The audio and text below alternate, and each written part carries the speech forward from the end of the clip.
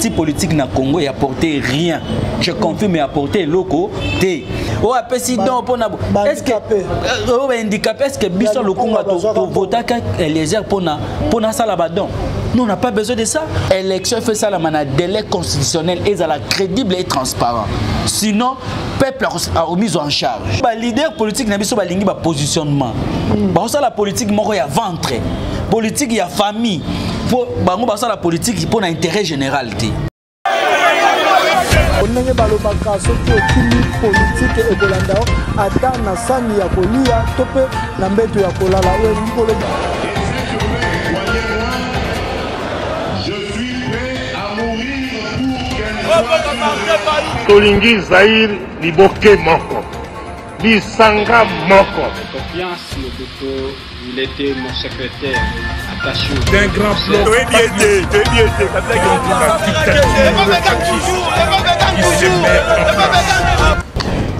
Bonjour, Trésor King Bukele Kolo Congo, le présentateur de l'émission Toloba Politique. Je suis là, présent. Oh, merci à vous.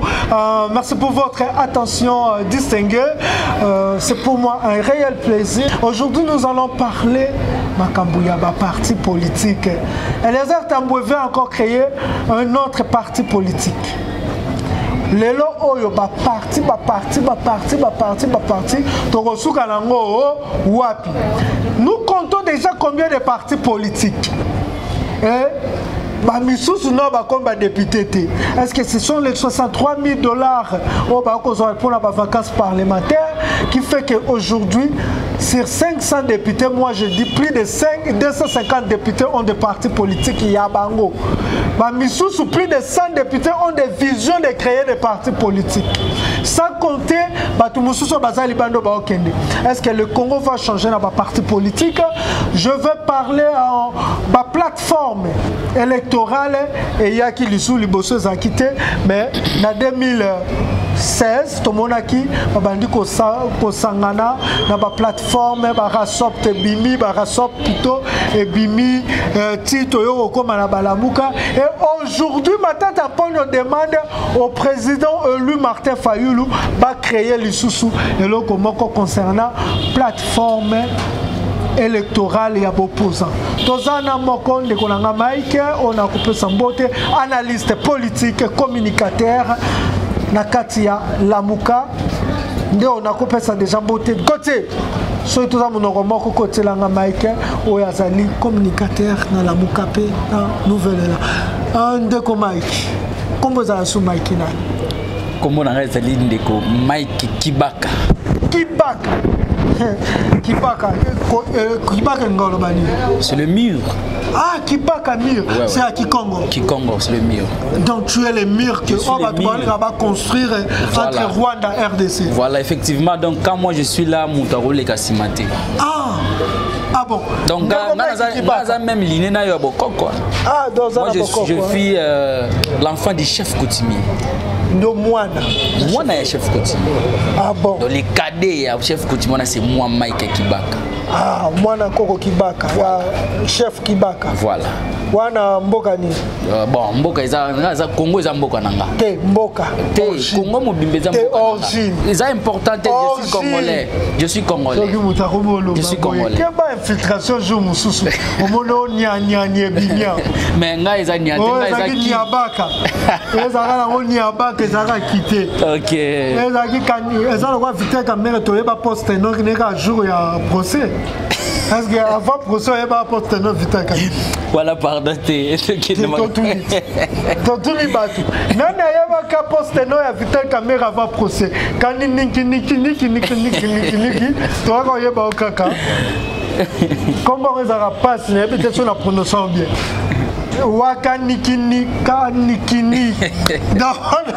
Je n'ai pas dit que c'était nos étrangers, mais au moins, tu n'as pas après procès, et pendant procès, wakanikiniki, caméré, vitale, yopelelo, bombeli biso. C'est il faut pas s'habiller sur la poste, non, Kibaka.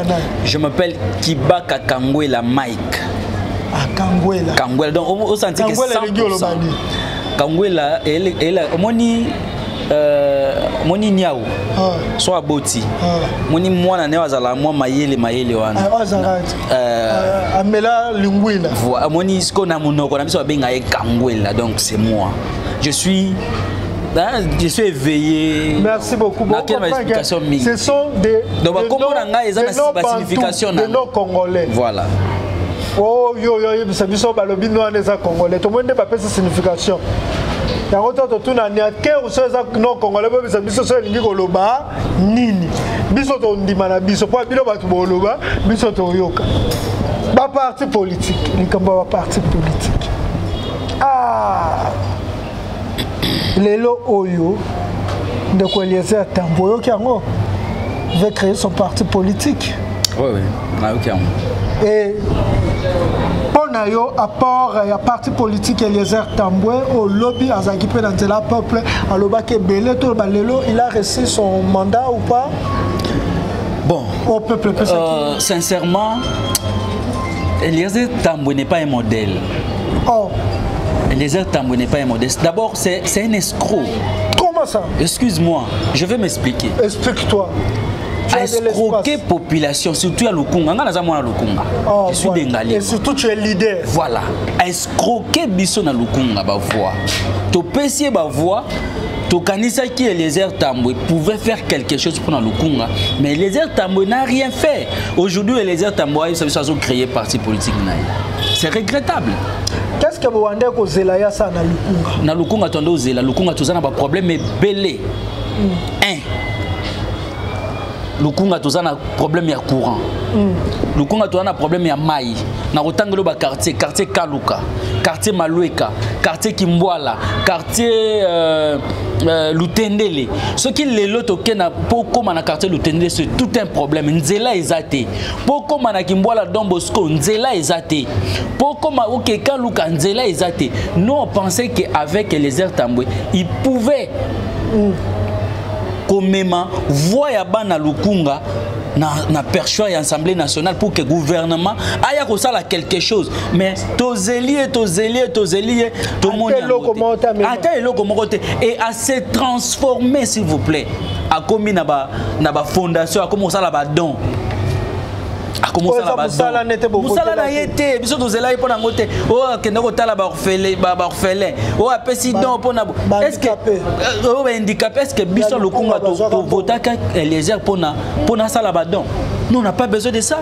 Nous on a besoin que aïba ko proposer pour que courant ils a la malamu na Lukunga, pour que maïs ils a malamu na Lukunga, pour banzela ils a na Lukunga. Aujourd'hui pour Mutalongwa, Malueka kende ipen, il faut contourner nzela DGC et pourtant nzela ils a ko bima ipen. Qu'est-ce que Bino Bolinga qui réellement a ça là au Bino Bolobi qui bomoni a salité? Deko Trésor King. Moi na comme ça suna Kolo Congo. Rôle ya député Izali ko légiférer et contrôle. Quand je parle de légiférer, je vois il faut proposer la loi, il faut voter la loi, il faut contrôler le gouvernement à travers les ministres, il faut contrôler la société, l'entreprise publique. Nous sommes des députés. Et les vacances parlementaires, nous avons vacances parlementaires pour le 15 septembre. Moi je vois ce qu'un député peut faire. Donc, il faut sillonner la circonscription à Mobimba. Ayeba, problème nini eza na kati ya circonscription na ye.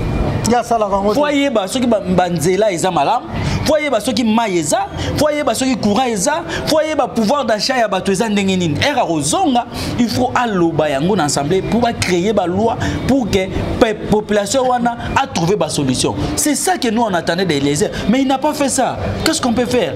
C'est un escroc. Vacances parlementaires pendant Aza élu à l'Ekana Binote parce qu'on l'a vu une fois Azotambola na batuna. Azotambola pour appeler ça la badon.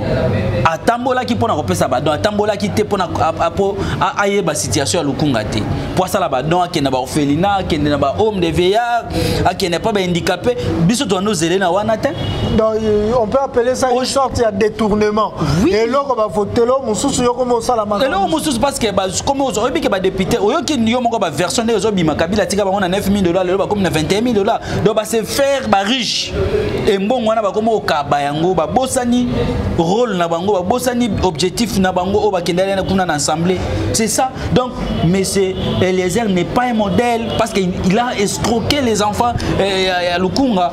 Il y a une personne qui m'a dit que notre Zaka au moins na nationalité sociologique au repose en un milieu sociologique au lobby que non au yebi milieu wana au fréquenta wana aux obani tant bilo bo vota qui Eliezer Tambwe sociologiquement parlant est-ce que Eliezer Tambwe a convaincu qui bino que non il pourrait faire quelque chose na Lukunga ni netinda kabino na nubo voter parole nini oyo esala kabino bomona que non c'est un homme oyo ako simba Lukunga na maboko. Merci Ndeko mwana mboka Trésor King. Obi eloko na loba to solango na yebisa ope na émission na déjà oyambanga awa. Lelo peuple congolais a voté ba individu, a voté projet T, a voté vision T, a voté programme T. Mabe na biso yango wana. Eliezer Tambwe, c'est pourquoi je dis qu'à escroquer Bana Lukunga, Eliezer Tambwe. C'est grave, c'est dire moi. Mais j'ai expliqué comment il a escroqué les enfants de Lukunga. Biso to tindaye pour qu'elle a légiféré, to tindaye pour contrôler à Zosa Langote. Tout le monde, moi j'ai vu des vidéos où Eliezer a obéi à Bachit pour quoi ici ministre de l'économie. Aujourd'hui, qu'est-ce qui a changé? Qu'est-ce qui a changé dans le ministère de l'économie? Il a changé ça. Mais à Beta Bachit, que Balongoli ministre wana situation a changé, est-ce que le changé les lots kende na wenze au monde ndenge population zo kemba hein mais maintenant muto bongo na obenge nani te yebisanga na benge nani nini est convaincu kibino. C'est pourquoi je dis donc moi seul je ne pouvais pas côté la barre que Eliezer va voter. Eliezer s'est fait un nom na média locaux la bino za journaliste locaux la bino. C'est pourquoi je disais que ba journaliste les lo ba décevoir parce que surtout tangi ba journaliste o ba leki o ba yeba comme ba député bango nyoso ba décevoir surtout mais na bandi na Basile so Basile Olongo il a dessus bana funa toke na Zakari Baba c'est toujours na Lukunga décevoir lelo Eliezer à décevoir je l'ingina tangelo sunani c'est un vent pas na Lukunga non il y a zana funa journaliste ni le soit à Lukunga journaliste o na yebi na Lukunga te touro e bimaka na Lukunga izaka ye Eliezer l'ingina lobani à décevoir bana Lukunga Mike Mukebai à décevoir jusque là Mike Mukebai bon il peut bon oui il y a pas ça Lukunga mais azaya provincial azana na lingwala mais ponanga bon il au moins au bunda Daniel Safou bon journaliste non il est pas décevoir non papa Molière ça peut journaliste non il y a Lukunga te il y a Lukunga te fais à la funa ah il y a Chang il y a Zaki Chang papa Molière Zaki Chang là je ne sais pas na sous ces bon tokeka na makambu ya ba parti politique. Qu'est-ce que les partis politiques, les apports des partis politiques? Depuis les partis politiques ont été créés en 1957, on peut citer le nom du premier parti politique qui était la BACO. Le nom est dernier parti politique dernier parti politique ça parti politique Nini. Aujourd'hui, on a combien de partis politiques? Enfin, c'est cette question-là. Bon, en tout cas, on a sa précision et un nombre de partis politiques sont incompétents parce qu'on a évité, mais il y a plus de 800 partis déjà au Yongana. Mais avant apport aux autres partis politiques, jusque-là, les partis politiques na Congo n'apportaient rien. Je confirme, apporté locaux. Mais pour qu'on réponde bien à Mutuna Nayo, si on a fait sa évolution, il y a des partis politiques. D'accord. En 1957, des partis politiques est banni. Les partis politiques, les lots na RDC est bandi. Évolution on a fait ça de 1940 à nos jours. De 1940, na RDC et bandaki na ba association culturelle. Notamment au Tanga Bako, mouvement national congolais, mouvement national congolais de Bandaka, de et bana comme association culturelle. Mouvement national catholique. Non non, ezalaki oyo Albert Kalonjina Lumumba banda ko diriger. C'était pas d'abord ya ba catholique. Non non, ezalaki ba catholique. Ndé a évolué et comme en 1949 Abako est allé à l'Assemblée générale na bango. Mais objectif ya Abako ezalaki ya ko retrouver Royaume Congo. Regarder la culture Congo. Mais Herbasali Assemblée na bango en 1949 bayoko senga indépendance. Babando déclaré que bazo indépendance. Indépendance wana ezalaka ya Royaume Congo. Royaume Congo tozomona province ya Congo central les grands bandulu na Kinshasa. Bango ba osenga bazwa indépendance bongo. Mais pourtant na mouvement national congolais ezalaki Albert Kalonjina na Lumumba bango ba osenga indépendance pona Congo mobimba. To évoluer to komi na ba moni moi pression wana bako surtout bako a pression très pression na 1957 ni ba organiser ba élection ba Belge ba organiser ba élection mais ba élection communale. Et va organiser une élection, va gagner une élection mingi zalaki ba to abako parce que ba tiaki pression mingi. Mais ba yako gagner pourquoi parce que Albert Kalonjina na Lumumba ba yako obebana. Ba yako koma na guerre moko tribale avant élection. Ba guerre moko tribale entre ba Tetela na Baluba. Ce que yo kabwana mouvement congolais mouvement national congolais yo kabwana. Albert Kalonjina comment diriger et Lumumba pas a commis ko diriger. To évoluer jusque là loi bando permettre que ba parti politique exister zalaïté. Mais to comme en 59 il y a une loi qui ba tie yango loi moko ba tie ki wana pour que ba existence ba parti politique et botama. Ba parti politique et botama te yako comme on a 20 partis politiques en 1960 et que la première élection législative. Na élection wana et au salake toke na 3 fronts. Front ya Lumumba, front ya Kasavubu na front ya Tshombe. Mais front ya Lumumba Moïse Tshombe. Front ya Lumumba ndé e gagnaki ba élection wana. Na front ya Lumumba azalaki na ba pesa ya Kizenga, azalaki na ba Sendwe, azalaki na ba ndeko ya este nani Bisikiro, azalaki na ba André Petit ya Kwango, tout ça de bango ba gagnaki élection. To yoko évoluer. Et ça là que après 1960 est toujours indépendance, crise politique et au côté na RDC. Premier ministre à suspendre président suspendre premier ministre, crise et au quota, si mon bout au sala coup d'état n'indenga salaki. Je ne suis pas là pour donner l'histoire correctement, mais dans ça évolution. L'essentiel est au monde qui a voilà mémoire historique et mboka voilà il y a politique.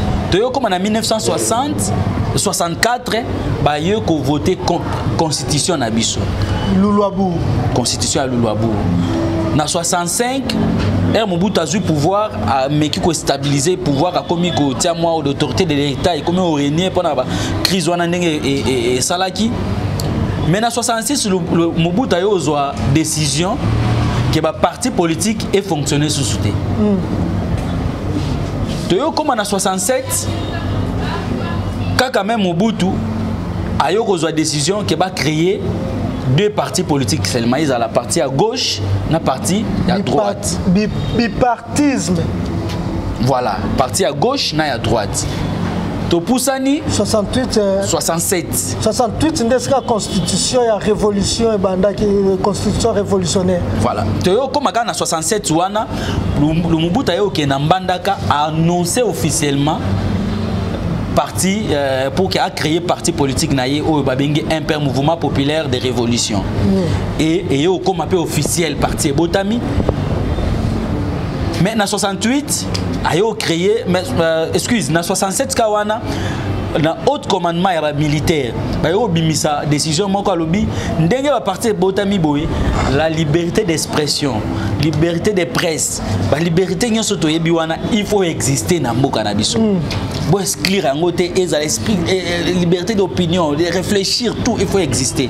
Mobutu ka yo ki bongo amoni mabe lobi ba parti au sein ma autorisation na 2 partis te faut zaga tous zaga na parti unique de constitution ya 68 wana et yo ko sali révolution to évoluer de comme en 80 les 13 parlementaires ba yo ko se révolter ba kei na 82 ba yo sala UDPS pour concrétiser deux partis. Voilà. IDPS est au Salema. Tu as évolué mon bout, tu as comme une contrainte, à Monique IDPS, comment tu as été mal à l'aise. Tu as comme en 1990, mon bout a eu Ondima, a eu coupé sa position pour la démocratie. Quand en 1990, mon bout a eu la loi pour que les partis politiques et Gobotama. Dès ce jour-là, en 1990, les partis politiques comme au Botama, le Kola, Ngouba. Est-ce que bateau ba obotisa ba parti politique le roi Ngouba ba ebi atamwa. C'est pourquoi ba solo otoko beta o. Er ba parti politique Botami ba parti politique mususu ba to benga o to benga ba parti mallette. Ba parti ba otamola na parti na ye na poche. Donc mikanda na ye ataka na poche, azata batute na sima na ye. To évoluer Kabila yekoya. Et Kabila est toujours les mêmes lois ils ont permettre la parti et point. Nous sommes parti pourquoi? Parce que les leaders politiques n'ont pas de positionnement. La politique il y a ventre, politique il y a famille. Pour la politique pour l'intérêt général. Or, un parti politique c'est d'abord pour un parti politique et si on partager l'idéologie. Parce que l'idéologie on partager. Mais les lois parti où ils allaient au Botama, bazo ya na idéologie nini, idéologie na bango ezani. So aucun na parti belé autouni bango, idéologie na bango, ba yebi même pas idéologie na bango. Na kozwanda ki sabande kwa IDPS. Les lois commencent à autouni bango que idéologie na bino ezani oyo ka ba biso le peuple d'abord. Mais or le peuple d'abord eza idéologie na bango te. On est à slogan moko ya parti. Donc batu baza na kata parti mais ba yebi idéologie na bango te. C'est ezo banane wana. Deuxième chose, parti politique eza wana pour na ko réfléchir, pour na lobby ya mboka. Lobby a besoin de pouvoir. Qu'est-ce que nous allons faire? Quel programme to retia? Apport ni biso to apporter d'ici 2030. Et to pouvoir il faut tonga combien d'enzela, il faut tonga combien d'hôpitaux, combien d'écoles, to enseignants combien, to futa bango ndengeni. Tout ça ce sont des partis politiques, il faut réfléchir déjà à l'avance. Avant que base au pouvoir. Troisièmement, parti politique, ils ont pour former des cadres. Bateau pour diriger le lobby. Oh, ceux qui ont le pouvoir. Le programme où ils ont exécuter, ils ont institution. Bango, il faut former. Et cinquièmement, parti politique, ils ont pour l'éducation civique et morale, l'éducation à la citoyenneté. D'accord. Deux ans, on a classe SM, éducation civique et morale. Mais t'as papa. Donc, on a pour que former des militants à Bango. Les lots, tout comme on a parti politique est commis pour la marche, pour la ville morte. Mais ce qu'on a pays où ils sont normal, comme la France, comme les États-Unis, ce qu'on a la marche, ils ont parti politique de la marche. Ils ont syndicat de la marche. Ils ont société civile de la marche. Mais et pas n'habitué comment les contraires et comme un parti politique. C'est ça qui fait mal. C'est pourquoi on a vu que les partis politiques ils ont apporté le côté dans la société congolaise. La plupart. Ils ont apporté le côté. Ils ont créé la société, les partis politiques, les banane, créé l'idéologie. Et pourtant, ils ont pensé. Et là, ils ont partis politiques, ils ont pourquoi? Ils ont tellement, les leaders ont géré Mboka Mabé. Bayebi que l'élection hier, si le pouvoir raison na maboko ya peuple parce que c'est le peuple qui est souverain. Pour que la majorité na bango il faut bazana ba parti belé. Pour que ba parti wana kuna zui 2, kuna zui moko, kuna zui 3, ba aussi cette élection ba yeba sangisi ba wana ba sali majorité. Et ba chef ya ba parti politique wana ba c'est des cas ba comme malamo ba ministre, ba comme ba PDG ya ba entreprise, tout ça. Donc gestion ya mboka za malamu te, c'est pourquoi zo mona que ba parti politique zo bota maboy. Kota pour moi quand ba parti politique vraiment comme ça la biso pas si makasi, c'est rien nous allons désirer Kabila nous avons vu ma partie zaki na ngombe zaki belete parce que patu mususu muza zongisa ba même mboka ba ke ça non bilanga. Mais tango ya Kabila surtout la deuxième élection de 2000 je pense deuxième il y a 2011 ba parti et comment kobotama troisième ba AA ebimi ba AAO ebimi ba PPP kiki ebimi ba KKK BBB ebimi to yoka ba biloko mususu jour ba résultat ngamona tuni oyo inspiration ya parti politique yo to ba beto tsaka komboni mutu abito tsa BBB CCC ezalaki olobi eza pour na positionnement mais lelo opposition et continue à pouvoir bato babundaki 37 ans baza na pouvoir mais tout le monde ka ba parti ozo continuer kaka kobotama bakolo babayera bapango bakomi ko sepela surtout bakota Kasavubu na limete pour babanda wana tout ba misuku tu bakomi ko solliciter déjà bien avant Babaya Sozanda Kukota Kasavubu Lukaka partenaire à parti politique. Et aujourd'hui, l'opposition est au pouvoir. L'Amouka, je peux dire ça, est au pouvoir. Oh, bah, télémélaka, bah, multiplication de parti politique. Comment expliquer bah, même parti politique et continuer au bout? Bon, na Outikoye Bissoa Wake, bah, multiplication de parti politique, tantôt, c'est la mauvaise gouvernance. Yakabila me alelote. Nazo Kende, Nezo Salake. Parti politique et botama bongo na la justice il y a comment je peux dire justice il y a équitable exacté équitabilité exacté tout ce qui pouvoir éveiller pouvoir en placer sikeye façon ba au kabola manière ya gérer mboka ba tribalisme na ba népotisme ba makambo na nyoso zo sala ke gestion pena ya mboka izala pena malamu te. Maintenant, tu vas comme Koluka Azala na position pour que Yépe a se retrouver dans Katia gouvernement. Ndé ozo mona ba parti politique zo botama. Yebi question na na parti politique. Mais na annoncé ba famille nazo komana. Ba parti wana mingi soko talipe bien soko landeli. Eza ba parti eza nationalité, eza ba parti ba famille. Oyo ka question ki papa akufi moi na ye hérédité parti wana comme pour la église. Mais ezali mon papa akufi moi na ye congrès. Mais congrès wana eza ba formalité. Eza ba formalité na hotangelo ba ka parce que lelo lingi na tangela nani o asa ministre ya plan Mwando Simba. Asa président du parti politique parti wana na za ki président. Eza papa na ye. Aujourd'hui Félix est au pouvoir. Parti IDPS na za ki président. Mais otanga Kibasa te. Mais Kibasa aussi. Mais oui. Mais oui.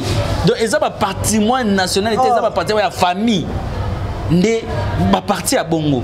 Vous pensez que ça va apporter quoi au pays? Opposition là je suis conscient au moins en 2018 Congolais sont déterminés il y a même un changement na Congo. C'est pourquoi Congolais bimana mbula a voté yo nde ovandi boy ba Congolais nde ba kolandanga ba yebi nani oyo ba Congolais ba votaki na 2018 Congolais nyo bisika za ayebi o votaki mais et ça les mindenge peuple a l'ingagité. Les lots tozoa résultat au tozoa. Bas va continuer dans même schéma oyo. Kabila zaiki nango. Et vous me posez la question qu'il a changé, système wana ka yango wana. Yango wana lelo oto ebisanga ba Eliezer ba osala ba parti ndenge pe na 2011. Oui, yondo poser kinga question. Même système Kabila bazwa ki ba député les nyonso. Mais le même système. Mais na lobby kaka même système. Asala parti. Même système ils ont continué. Donc mutayebi que pour que ngana za la ministre il faut na za la président ya parti. Pour na za chef d'entreprise il faut na za la chef ya parti. Parce que l'autre comprend. Donc bazota la compétence ya batute. Donc un phénomène s'il vous plaît. Ceux qui papa créé parti, maman a créé ONG. Bana ba créer ba ONG. Nous sommes là quand au pouvoir, bilo ba oliambongo parti politique, biso to oliambongo ONG. Tu expliques on dit. Problème ezani. Fondation ONG parti politique. Eza ki moyibi. To lo bango na terme moko po mutu. Ba bito benga ba julisumi. Non, ngana bengi mutu moyibi te. Na lobi wana système yo lobi wana eza système ya ki moyibi parce que ba yebi ke Mobile aza chef ya parti, akokoma ministre. Ya akokoma ministre. Arobanda ko lekisa mbongo na ONG wana ke noto sunga ke ONG moko to travailler na ONG boye. O mbongo ekendaki na. Donc c'est un système. On va justifier ba. Un système. Au monaki na procès à 100 jours awa. Tala ndenge nini baba ndeko Vital Kamerhe ba osamba. Balobaki nini société o ya Samibo wana. Et créemaki kaka le même mois non? Au moins le système de Bakenda. Voilà, direct. Donc, société, et ça là, nata musala morote, mais il a gagné marché monnaie à 100 jours. S'il vous plaît, marchez à 100 jours. Oui, il faut... Ezaki a plus de 400 millions na projet wana, mais société mo auto bota malak sur quelques jours et gagner marché. Donc ça veut dire ça qui moyibi rango na weekend on a que ça député mususu a postulé na national, provincial, a postulé na ba circonscription na lukunga na nini. Nyonso wana ba bimisie kuna che mwana na ye, kuna che mwasi na ye. Ezaki moyibi. Merci. C'est pourquoi nous, tozo bunda pour que le système est ici là. Il y a moins tozo senga to na on glissé parce que ça thématique na bisoté. Na on glissé que élection fait ça la mana délai constitutionnel et ça la crédible et transparent. Sinon, peuple a mis en charge. Merci beaucoup. Peuple a endormi dans la partie politique. On se pose la question, Denis, il faut une mise en charge. La console pour ça passe. Bon, Tobetaka li solo wana. Il y a un parti politique pour comment vraiment problème il y a vie mobimba. Lelo oyo na bamboka mususu na bapoto to monaka ba parti bazaka bakabwani aile gauche aile droite. Oko ba socialiste ba nationaliste. Oh ba progressiste ba nanyo ba démocrate.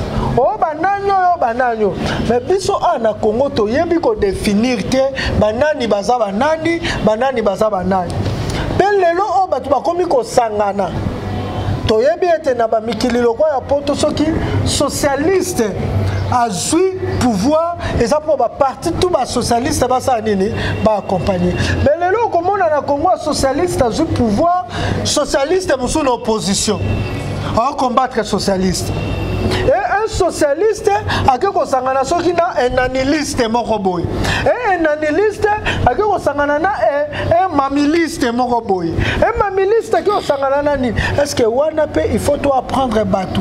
Banane sengeli ba sangana est-ce que ba socialiste, ba nationaliste, ba démocrate, ba progressiste. Na bité sona tangi ba misute na Congo awa to yeba ka lisute so tuni mutu parti na bilo boza banani. Est-ce que Sengeli, tout ça n'a pas trouble Je sais que je parle à un politicien. Oui, je vous ai déjà répondu à ma question. Mais comme au Bandeli, je suis obligé pour répondre. Na auto ebiso ke ba parti na biso awa mingi baza sans idéologie. D'accord. Parce que ba parti sangana na autour ya idéologie, ndio bazo kabola. Est-ce que question abeso mitu na be idéologie ba parti na biso wana ezalaka nini? Question eza yango wana. Et na ndengo zolo ba ke ndenge na poto ezalaka o baza na aile gauche aile droite na mboka na biso ko ça les maté parce que je vous ai dit ici que partage équitable les ana noté. Ça c'est de 1. Deuxièmement, ba y a intérêt ba viser intérêt na bango. Et muta viser déjà intérêt na yé, l'intérêt général les a été parce que na poto ezala bongo parce que bango ba socialiste nyonso bazo viser l'intérêt général. Mais biso to viser l'intérêt général. C'est quoi c'est très difficile pour que au monde abatona ba sangana. Et il y a des mariages contre nature. Yoka lelo o batwaza asa socialiste ake sangana komina capitaliste basangani.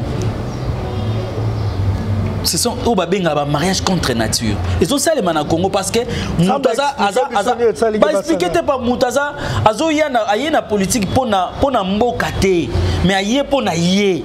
Donc pour yé comme opportunité monani à côté na une opportunité wana. Donc sans objectif. D'accord. Au commona lelo lobby ba capitaliste na bana ba resangante. Ba plateforme ko kelama. Déjà tout le monde qui Kouloutou Matata Kouloutou Martin Fayulu ko proposer ba créer plateforme monsieur ko sangisa bango tout opposant et ko créer même na base ya nini. Il y a idéologie, il y a programme de société, ton à base ya nini. Bon, moi je crois que d'abord, Kokutana Yamata Tampono na le président Martin Fayulu. Le président élu. Le président élu. Oui, le président élu. Je dis bien le président élu.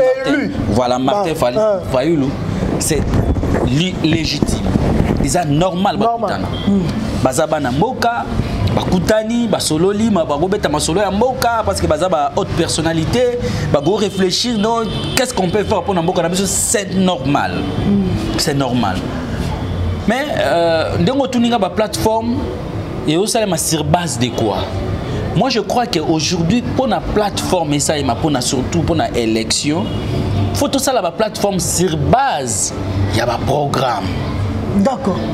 Tout ça là parce que ba idéologie ils ont na katia parti.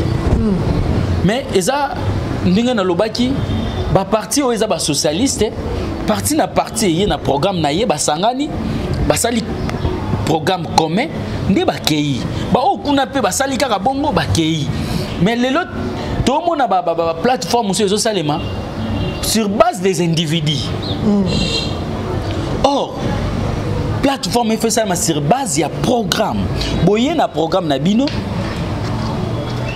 programme wana et comme offre politique oyo soki biso yoki par exemple yo pe ki ngoza parti politique to ki programme na yo et attirer biso non programme ki ngaza nango ils ont intéressé biso na nouvelle élan et sengeli to sangana na ye pour que to kokisa programme wana pour biso pe to sana kaka na programme na biso zo kende lo lenge moko na yayi ndi to sangani tout ça les plateformes et toqué na élection. Mais les lots na RDC tout le monde a wanate.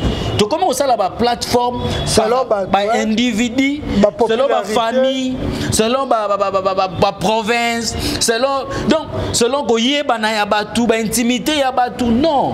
Ba plateforme ko ça ma bongoté. Ba plateforme fait ça les selon ba programme oyo boyena.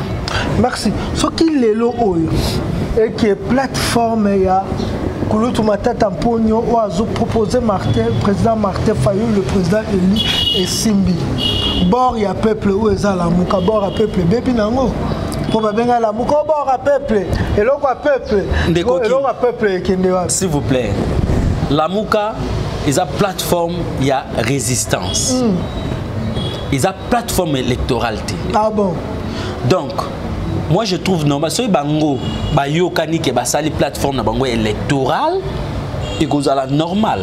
Alors la mouka continue nango le quoi? La mouka normalement la mouka ndingiza plateforme il y a résistance. Il faut ceux qui to ken élection, il faut ba leader ba kutana ba discuter programme. So ba discuter programme et programme wana ceux qui ba moni que ça programme commun. Ndé wana ba déclarer que ça est comme une plateforme électorale. Mais ceux qui ba programme ils ont balanate, c'est normal que ba tomata mwana nzela na bango.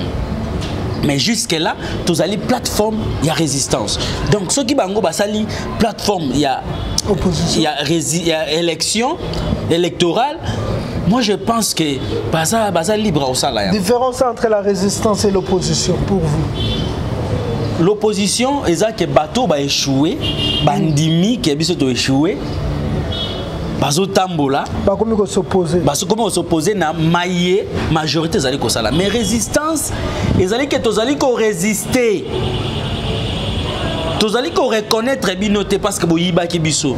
Maintenant net ya kaya biso ya lamuka tous allaient ko résister pour na 2023 ba yiba sous souté.